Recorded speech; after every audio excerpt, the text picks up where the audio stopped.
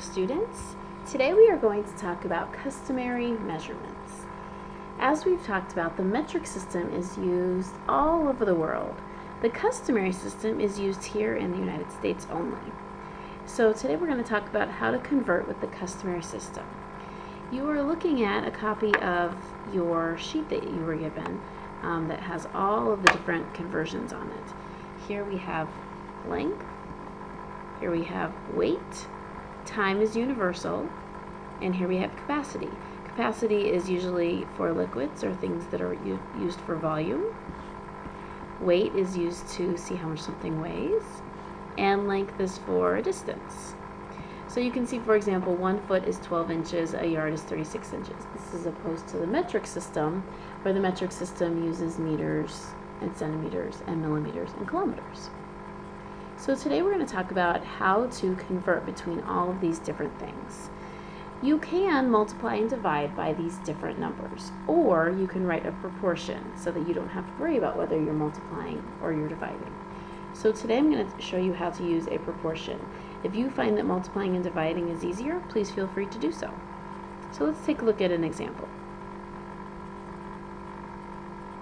Here we have an example. Where we're trying to find out how many ounces are in 5 cups. So to be able to do that, our chart says that 1 cup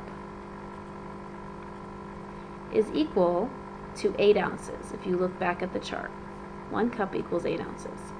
And what I'm going to do is write a proportion. So I have 1 cup equals 8 ounces. Now I'm going to put cups with cups and ounces with ounces. So you can see how the cups are lined up and the ounces are lined up. Then I'm going to look back at my problem and plug in the 5. The 5 goes here with the cups, and this is my variable. Now if you remember how to solve a proportion, we cross multiply. So we have 8 times 5, which equals 40. And then we divide by the number that's left over, or we do 1 times x, which we know is x. So 8 times 5 is 40. 40 divided by 1 is 40. So my answer is 40 ounces. Now you might be thinking, okay, well, why can't I just multiply by 8 because I know there are 8 ounces in a cup? Please feel free to do that. If you would like to do 5 times 8 equals 40, you can do that. Let's look at another example that uses a proportion. Here we have inches and yards. This time we want to know how many inches are in 4 yards. Remember, you always start where the number is. So I know that 1 yard is equal to 36 inches. So I'm going to put yards with yards and feet with inches. And I can see that I have 4 yards. So I'm going to put the 4 there, and here's my variable. Again, I'm going to cross multiply. So I'm going to do 36 times 4, which is 144. And then I divide that by what's left over, which is 1. So 144 divided by 1 is 144. Let's look at one more example. This time I have 14,000 pounds equals how many tons?